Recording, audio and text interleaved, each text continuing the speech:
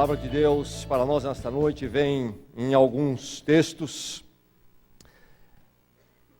Estamos pensando neste mês de agosto, refletindo na palavra de Deus sobre o ofertar, o dízimo.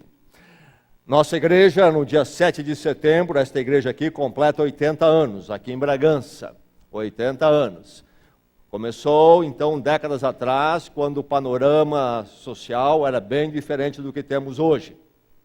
E foram primórdios bem difíceis.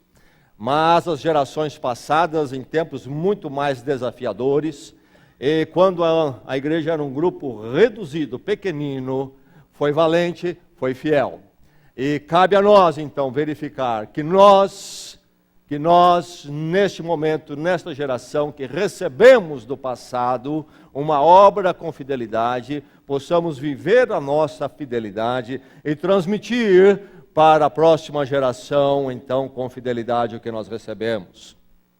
Domingo que vem, grande culto, celebrando a gratidão a Deus por esses 80 anos que se marca no dia 7 de setembro. E nós vamos, nesta noite, usar dois textos em particular, com um foco maior para nós, na nossa meditação, Lucas capítulo 8, verso 3, e Filipenses capítulo 4, versos 12 a 20. Dois textos da palavra de Deus que queremos ler e atentar para eles. Mas, para nós, temos uma visão mais ampla na palavra sobre essa questão da fidelidade, no contribuir, no dízimo. Queremos também ler outros textos antes desses dois aqui, nos quais vamos focar mais atentamente. Nós vamos ler outros textos. Bom, você pode ouvir a minha leitura, eu vou ler, e nós vamos ouvir, vamos ler então a palavra de Deus. E que a palavra de Deus encontre aqui nesta noite todos os corações abertos para recebê-la. Amém? Ouçamos a palavra. Eu quero ler em Gênesis capítulo 28, um momento, uma passagem de Jacó. E diz lá em Gênesis 28, começando com o verso 20, então Jacó fez um voto, dizendo, se Deus estiver comigo, cuidar de mim nesta viagem que estou fazendo, prover-me de comida e roupa, e levar-me de volta em segurança à casa de meu pai, então o Senhor será o meu Deus. E esta pedra que hoje coloquei como coluna, servirá de santuário de Deus. E de tudo o que me deres, certamente darei o dízimo. Livro de Provérbios, o livro da sabedoria do viver. Como viver sabiamente, corretamente, na sabedoria, então, de Deus. Capítulo 3, vou ler versos 9 e 10. Honre o Senhor com todos os seus recursos e com os primeiros frutos de todas as suas plantações. Os seus celeiros ficarão plenamente cheios e os seus barris transbordarão de vinho. Honre o Senhor com todos os seus recursos e com os primeiros frutos de todas as suas plantações. Agora nós vamos então aos versos, ou os textos, melhor dizendo, de Lucas 8 e Filipenses 4, mas antes de ler Lucas 8, preste atenção numa leitura ainda que farei no Evangelho de João, no momento da ceia do Senhor, quando então Judas ali se revela como o traidor, não é? O Jesus aponta ele como o traidor. Diz lá na narrativa de João o seguinte, respondeu Jesus, aquele a quem eu der este pedaço de pão molhado no prato. Então, molhando o pedaço de pão, deu-o a Judas Iscariotes, filho de Simão.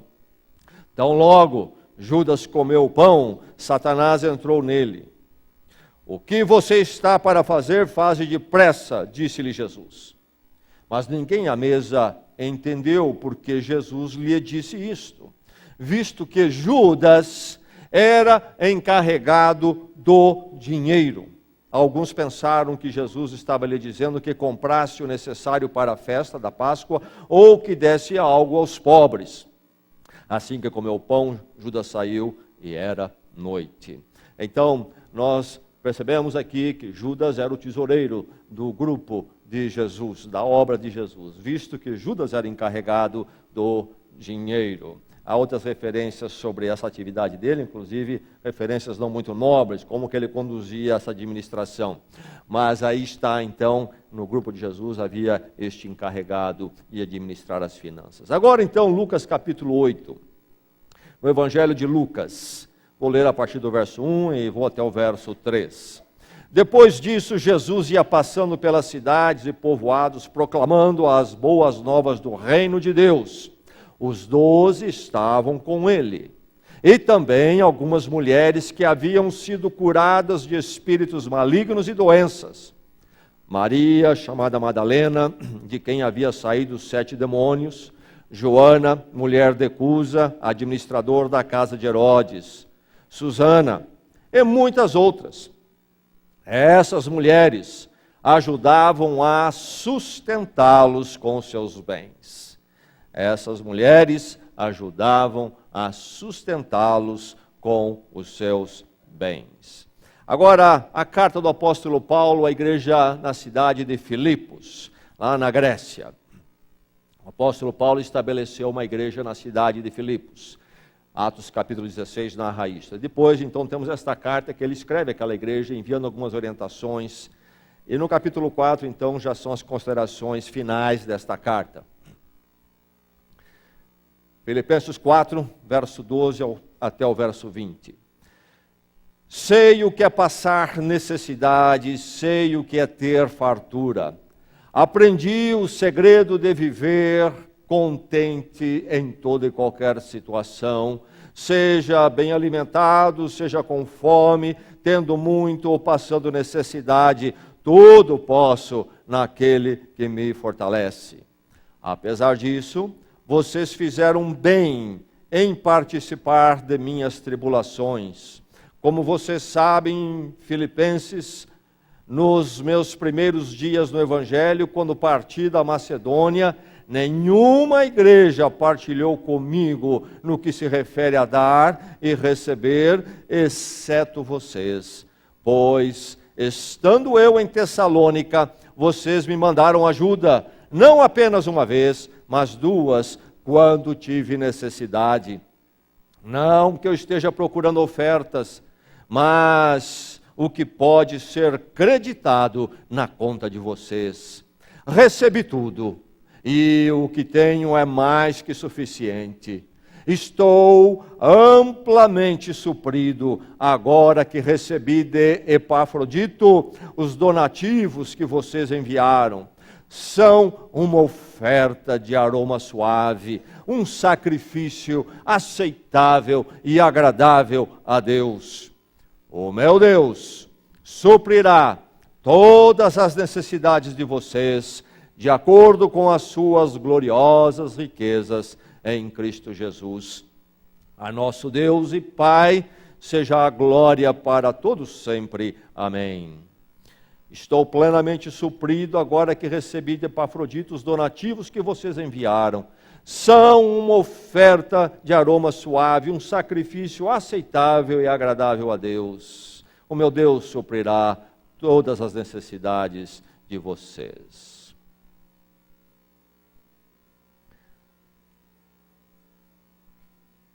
Era uma igreja numa vila rural, lá nos Estados Unidos, diz a história. Havia, então, esta igreja, nessa pequenina vila, a maior parte das pessoas ali sitiantes. O pastor estava desanimado, porque os membros não estavam contribuindo. E ele fez diversas tentativas de motivar a igreja e não vinha resultados, não havia resultados. Então, ele, um domingo, antes da hora da oferta, disse para a igreja: esta semana entraram no galinheiro do seu Juca e roubaram quase todas as galinhas dele. E agora nós vamos levantar a oferta da igreja, vamos cantar e vamos ter uma de ofertório. E eu quero dizer o seguinte: se por um acaso quem roubou as galinhas do sítio do seu Juca estiver aqui, não oferte, não queremos dinheiro de ladrão aqui. E ele chamou o hino, cantar o hino e recolher a oferta. E neste dia a igreja deu como nunca deu. ofertou como nunca ofertou. Qual é a sua motivação para ofertar ao Senhor? Que razão haveria pela qual eu teria que tomar uma porção razoável, expressiva e colocar no altar do Senhor ou na igreja, etc., seja lá como pensamos? Que motivação me tiraria do meu marasmo, do meu apego financeiro, a ponto de eu colocar algo expressivo como oferta ao Senhor? Qual é a sua motivação? Qual é a sua razão? Há muitas motivações, há muitas razões que podemos pensar. Mas é preciso ofertar pela motivação correta. Você tem a motivação correta? Você entende qual é a motivação correta? Se você tiver, ofertar será irresistível para você. Se você tiver a motivação correta e entendê-la, ofertar ao Senhor, dar o dízimo, será tão natural na sua vida quanto respirar. Não será uma dor e um sofrimento, não será uma luta, mas será uma alegria. Será um dar ao Senhor com alegria. Você tem a motivação correta? Você entende a motivação correta? Qual é a sua motivação? Qual é a motivação correta? Oferte pela motivação correta. Oferte por causa do quê? Por causa do seu brio, por exemplo, poderíamos dizer. Há uma razão para eu ofertar. O meu brio, o seu brio. Você entende a palavra brio? Não se usa mais essa palavra, me parece até que saiu um pouquinho de moda. Brio, isto é, a minha honra, a minha dignidade, me portar com grandeza. Uma razão para ofertar. Se eu participo de algo do qual eu me beneficio, e há outros participando então, e como dizem os americanos, não há almoço grátis. As pessoas pensam que há algo grátis, e o marketing explora isso um pouco. Leve 2, pague 1, e você acredita. E às vezes eu acredito também. Não existe isto. Alguém está pagando, e eu quero dizer para você que não é a indústria e nem o comércio que está ali vendendo. Leve 2 e pague 1, pode saber que você está pagando de alguma forma. Não existe almoço grátis. Então, eu estou participando de algo do qual me beneficio, e outros estão participando e se beneficiando também. E eu estou beneficiando porque os outros estão cooperando. E eu participo me beneficiando daquilo, sem o menor incômodo de participar também no que custa aquilo. Eu entro de fininho, eu saio de fininho, eu entro como se nada tivesse acontecendo, eu não percebesse, e saio do mesmo jeito, com a maior tranquilidade. Em outras palavras, eu sou um cara de pau. Conhece alguém assim? Tem alguém assim na sua família? Ah, nós armamos um churrasco lá em casa. E nós falamos, cada um deve entrar com tanto.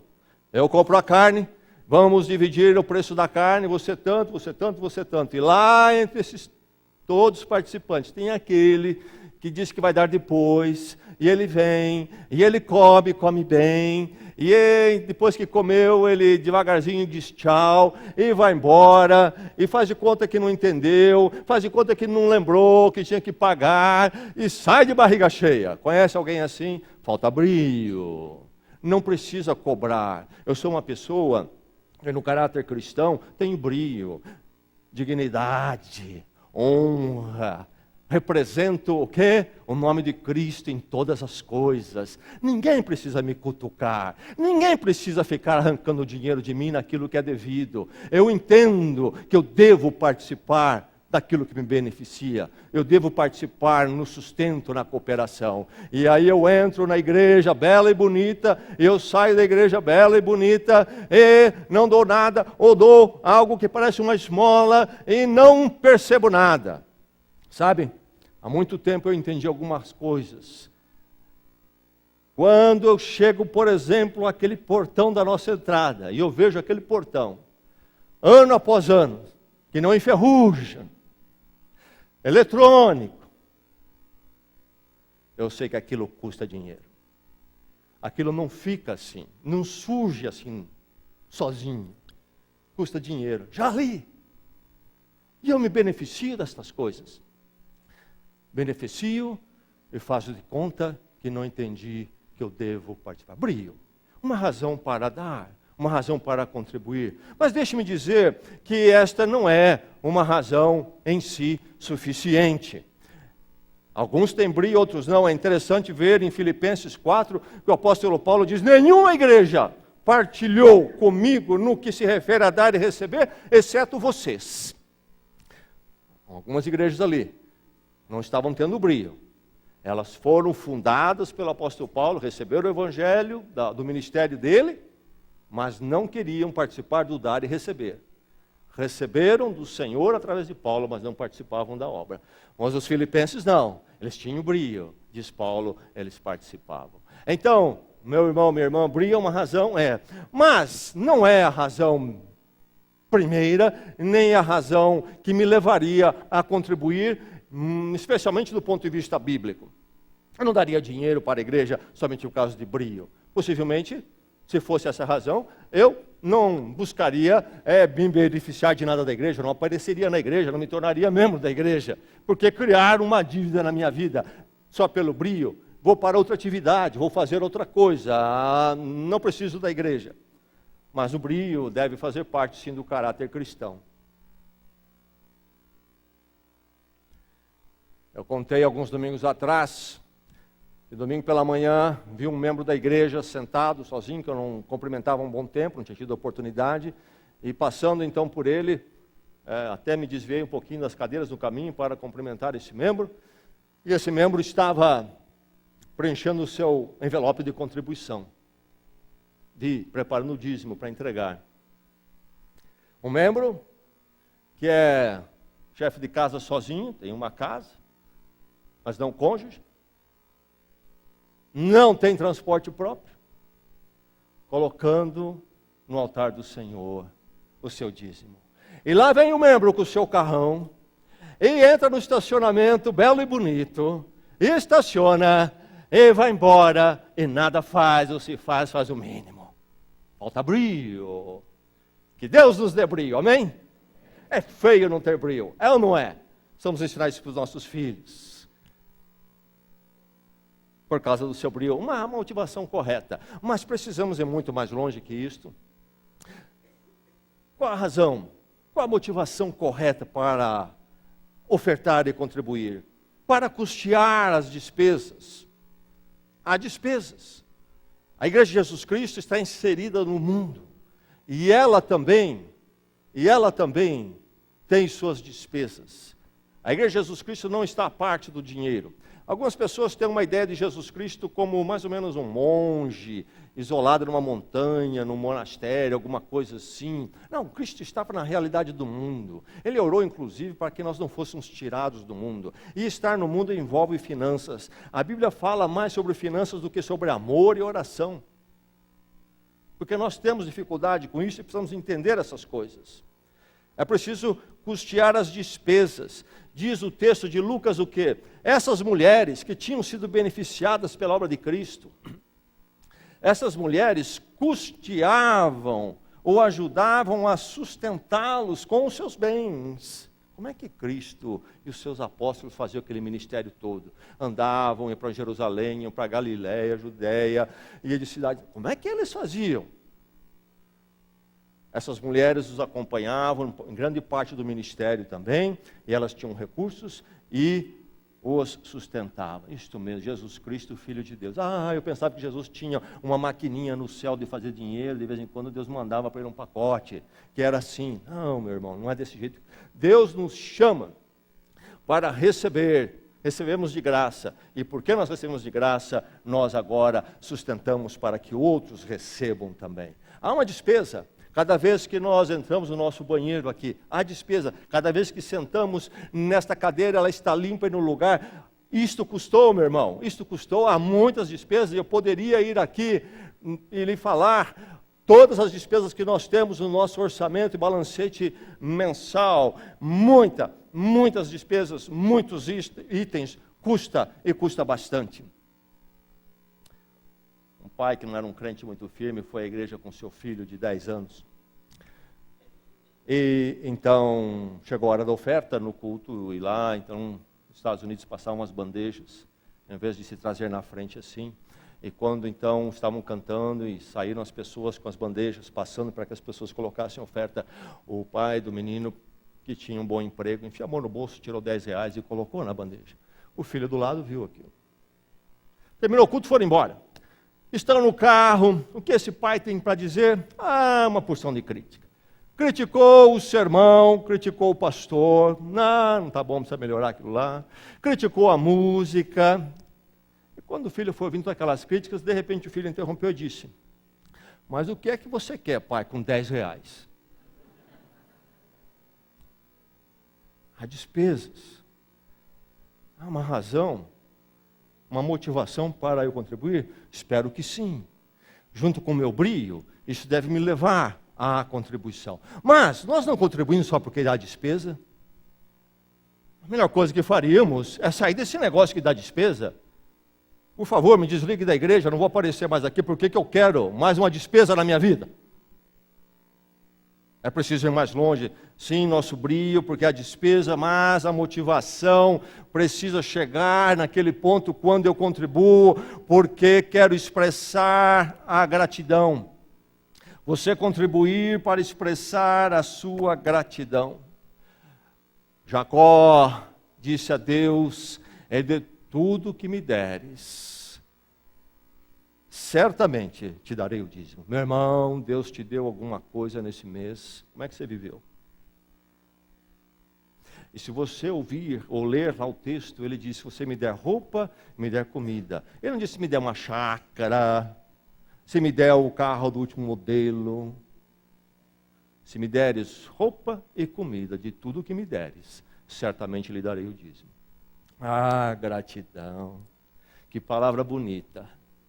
Todo crente deveria ser marcado por gratidão.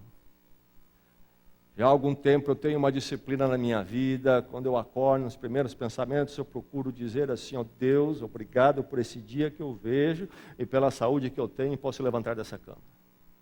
Antes de eu começar, Deus, é aquilo, cuida daquilo, me envia isto, soluciona ali. Primeiro, Deus, que bom. Você já caiu de cama, meu irmão, e não poder levantar? Já? Que maravilha receber um dia novo. Dizer ao Deus: obrigado por esse dia, eu posso sair dessa cama. Que maravilha. Gratidão. A gratidão no seu coração, meu irmão. Crentes, o discípulo de Cristo, uma das marcas é gratidão. E primeiramente gratidão a Deus. Devemos ser gratos aos nossos pais, devemos ser gratos aos nossos filhos, devemos ser gratos às pessoas que nos ajudaram em algum momento de vida. Eu tenho tantas pessoas pelas quais sou grato, me ajudaram em momentos cruciais da minha vida, tanto para agradecer. Ninguém de nós é o que é se não fosse outros. Eu sou assim também. Eu não seria o que eu sou hoje sem a participação de muita gente na minha vida. Gratidão a eles. Mas primeiramente gratidão a Deus. Ser grato a Deus. Como que eu não vou ser um dizimista se eu sou grato a Deus? Tenho que expressar isso na oferta. Deus cuidou de mim. Deus tem cuidado de mim. Estamos supridos. Gratidão. Palavra bonita, atitude bonita. Horrível é alguém que não é grato. Você conhece alguém assim? Alguém que nunca agradece a nada, não há gratidão, é eu sozinho, faço tudo, eu sou ele, eu sou o cara, é aquela história toda. Gratidão, há gratidão no seu coração, meu irmão. A gratidão é uma motivação para nossa contribuição. Se não contribuímos é porque nós não somos gratos. Deixe-me dizer de novo, se não dizimamos e contribuímos é porque nós não somos gratos. Por isso nossa igreja está trabalhando com o quê? Cada membro um dizimista. Uma igreja grata, Chega de lamuriar, chega de pedir mais e mais. Ah, quer pedir? Não, pode pedir, não precisa parar. Mas, meu irmão, vamos começar com gratidão naquilo que nós já temos recebido, naquilo que Deus tem nos dado. Então, a gratidão, sim, já é um grande motivo para eu ofertar e contribuir, tendo brio, entendendo as despesas, sim, mas acima de tudo, gratidão. Aí sim, já começa a tomar conta do meu coração ao que Deus representa para mim. Não só porque eu tenho brio, eu estou indo aqui, então não quero ser aquele camarada que aproveita, mas não coopera. E também, não simplesmente porque tem despesa, mas porque eu sou grato a Deus. O meu Deus, diz o apóstolo Paulo, Ele suprirá as nossas necessidades. É Ele que tem suprido. Meu irmão, uma das razões a razão fundamental, melhor dizendo, para contribuirmos é que nós cremos na providência e não na autossuficiência. Deus foi a razão daquilo que eu recebi. Gratidão. Mas temos que ir mais longe. Por quê? Por que ofertar? Qual é a motivação? Qual é a razão? Por crer na providência. Exatamente, gratidão ligada à providência. O meu Deus suprirá as necessidades de vocês, diz o apóstolo Paulo à igreja de Filipos. Jacó diz, aquilo o Senhor me der, de tudo que o Senhor me der, certamente darei o dízimo. Providência. Não teria o que eu tenho se não fosse o Senhor. Neste mês não teria havido o meu recurso financeiro que cuidou da minha vida se não fosse o Senhor, primeiramente. Há essa convicção no seu coração, há essa convicção no coração desta igreja, que primeiramente é o Senhor que faz as coisas acontecer, que se Ele tirar a parte dele, todos os outros esforços nossos vão dar em nada. Cremos no Salmo que diz que se o Senhor não edificar a casa, em vão trabalham aqueles que edificam. Crer na autossuficiência é marca do incrédulo, daquele que não conhece Deus revelado na graça em Cristo Jesus. Eu que faço as coisas acontecer, eu sozinho. O crente crê na providência. Ah, é o meu Deus, é o meu Deus. Crer na providência. Alguém disse o seguinte: é melhor você começar a ofertar proporcionalmente ao que Deus dá, antes que Deus comece a dar proporcionalmente ao que você contribui. Cuidado, meu irmão. Porque se Deus resolver inverter, ou pagar na mesma moeda, vai complicar a história.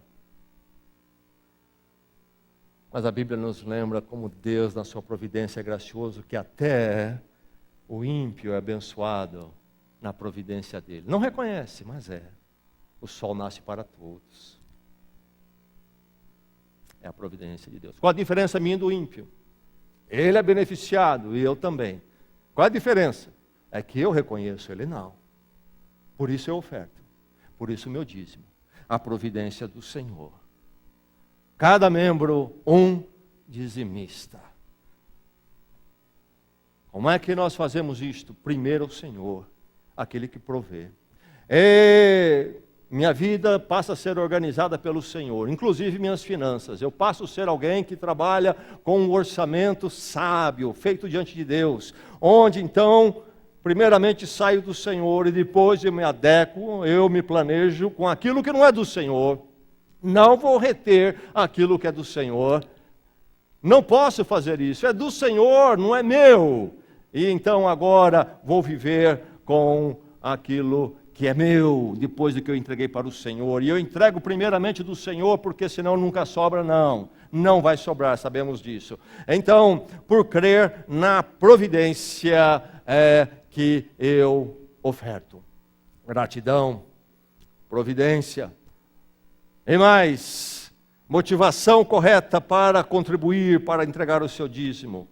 Qual é ainda uma razão principal, a razão das razões, para apresentar a sua adoração? Irmão, acima de tudo, quando nós expressamos a nossa gratidão, quando nós cremos na providência e entregamos, isso deve estar envolvido e deve ser movido primeiramente pela minha adoração. O ser humano foi feito para adorar a Deus. E quando o ser humano se recusou a fazer isso, aí está aquilo que se chama pecado em primeiro lugar.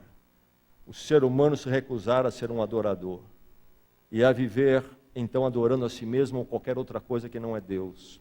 E por isso o ser humano tem problemas e problemas, é desajustado socialmente, como sociedade, como indivíduo. Qual é o centro da vida? Há de ter um centro. E se não é Deus, coisas insuficientes tomam esse lugar no altar do coração de cada pessoa. Vazio não fica, vazio não fica. Mas o discípulo de Cristo é aquele que entendeu que este altar central no seu coração pertence ao Senhor. E que ele foi criado para ser um adorador. A definição primeira do ser humano, à luz da palavra de Deus, é que o ser humano é um adorador. Insaciável. Não tem jeito, será sempre um adorador. A questão é se ele adora a Deus ou qualquer outra coisa que não é Deus, mas adorar, todos adoram. O ateu mais convicto de se encontrar, adora.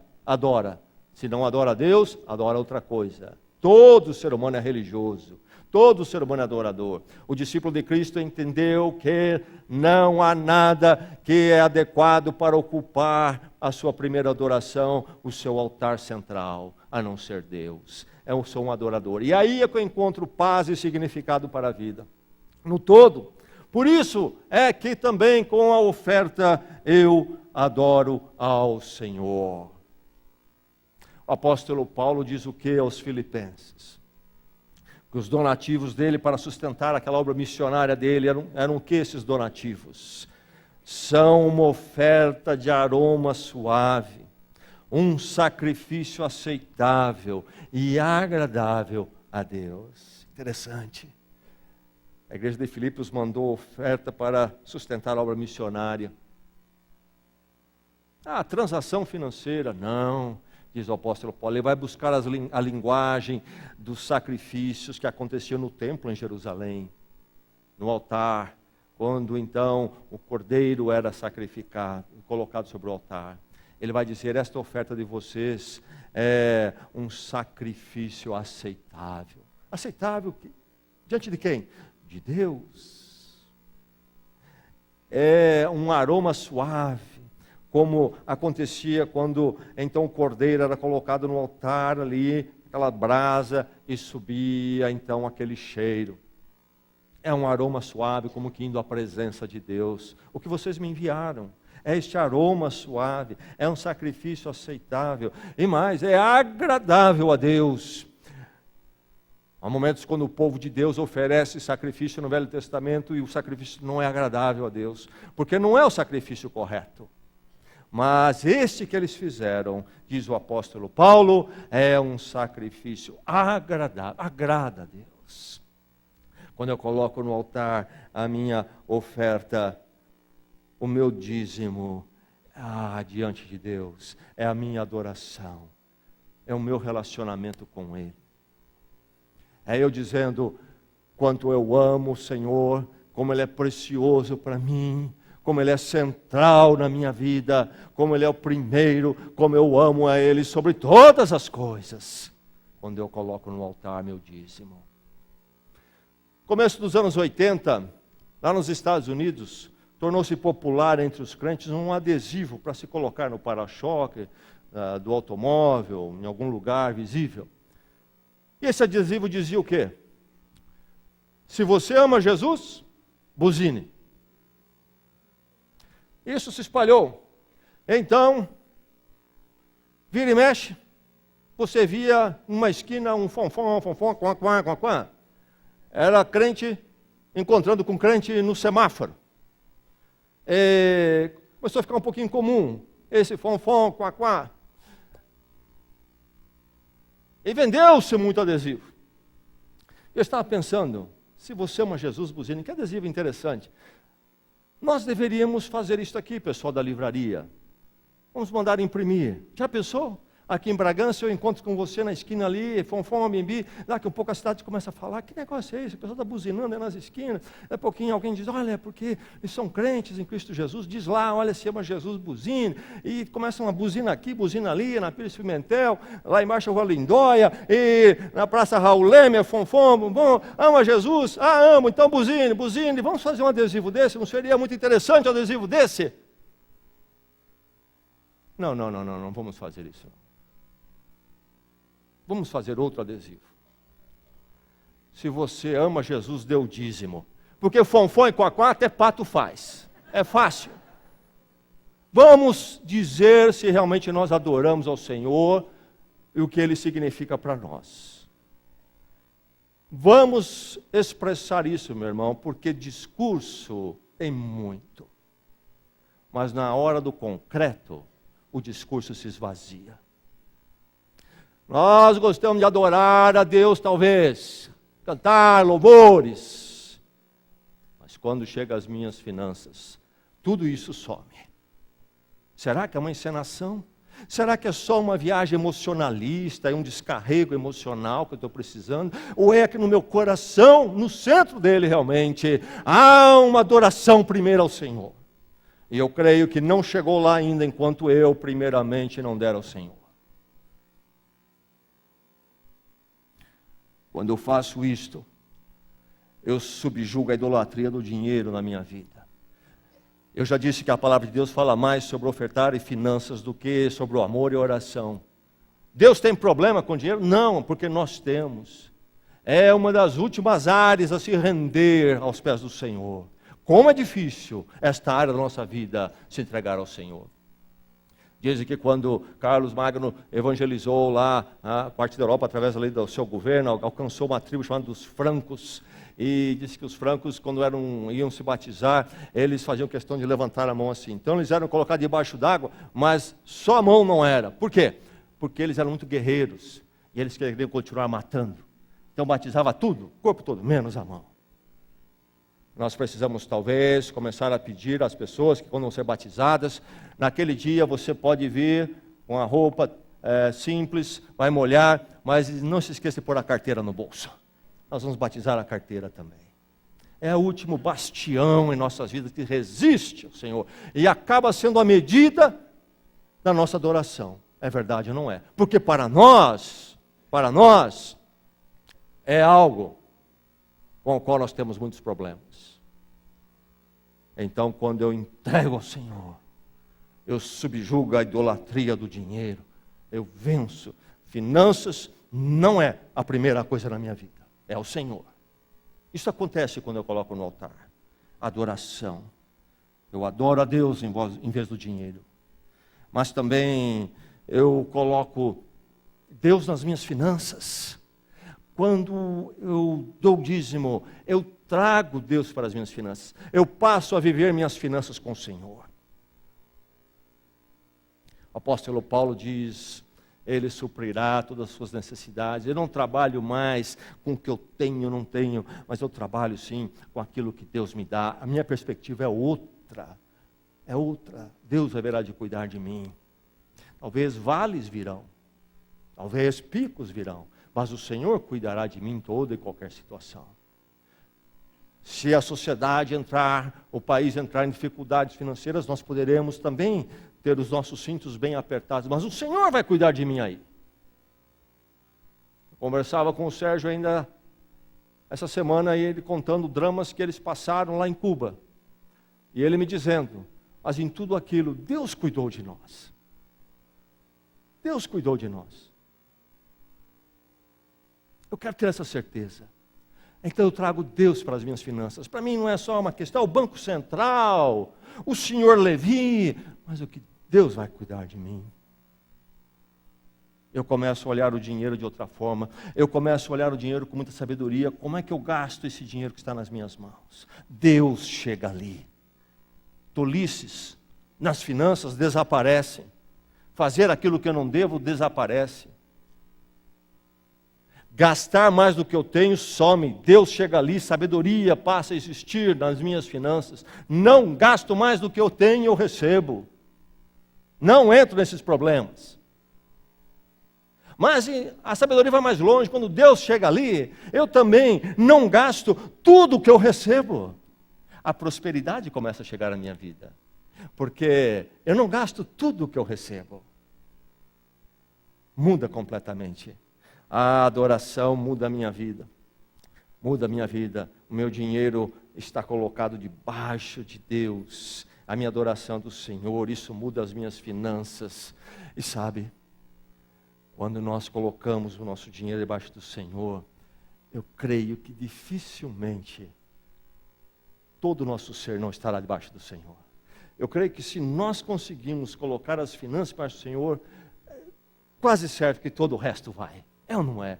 Porque esta área é a área mais difícil para a maior parte de nós. Quando o nosso dinheiro se rende diante do trono do Senhor, as outras coisas vêm atrás. Porque para nós, essa é a área central. Para a maior parte de nós é. Enquanto nós nos rendemos o dinheiro ao Senhor, diante do trono do Senhor, as outras áreas também continuam lutando. Há mudança quando eu entendo tudo isto. Meu irmão, minha irmã, oferte. Oferte pela motivação correta. Quem é o seu Deus? A quem você adora em primeiro lugar? Quem é aquele sem o qual você sabe que a sua vida não vai a lugar nenhum? Se não for a direção, a provisão dele, não adianta levantar de manhã, nem se esforçar o dia todo. Quem é esse? Quem é esse que lhe amou ao ponto de, em Cristo Jesus, na sua graça, lhe perdoar, um perdão imerecido e exaustivo, e lhe dar a esperança eterna? Quem é este? Quem é este para você? Sabe quem vai responder isto? O seu dízimo. O seu dízimo haverá de responder isto. Que essa igreja seja uma igreja adoradora em verdade. E que então nesta igreja cada membro seja um dizimista. É um ato de fé e confiança no Senhor. Não adianta ofertar porque foi pressionado, foi manipulado. Naquela igreja rural, onde se levantou a maior oferta da história dela, naquele domingo, quando o pastor disse que o ladrão de galinha não deveria ofertar, no domingo seguinte voltou a ser o que era, pobre e miserável oferta. Se não houver a motivação correta, eu não acertar no meu coração quem é o meu Deus, nós não vamos caminhar bem. O pastor prega uma série de mensagens e melhora tudo. Não passa um mês, volta tudo o que era antes. Porque não é algo real. Foi apenas um momento do embalo, ou porque houve uma pequena pressão. Não, porque no meu coração eu entendi quem Deus é na minha vida e o que é a minha vida nas mãos de Deus. O que nós queremos aqui nesta igreja é que cada discípulo de Cristo realmente seja um discípulo de Cristo. E Deus seja o Deus de cada membro aqui e o Deus desta igreja. Certamente nossa vida financeira vai expressar isto. Convido você a um instante de oração agora. Em oração, coloque-se em pé.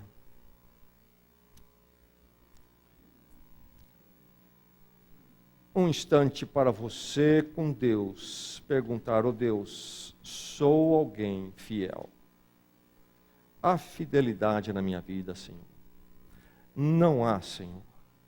Vai mudar neste domingo, eu resolvo isso na minha vida. Confiarei no Senhor e vai mudar. Uma hora para você acertar isto com Deus. Nesta igreja acontecer um fenômeno maravilhoso, abençoador, onde cada membro é um dizimista.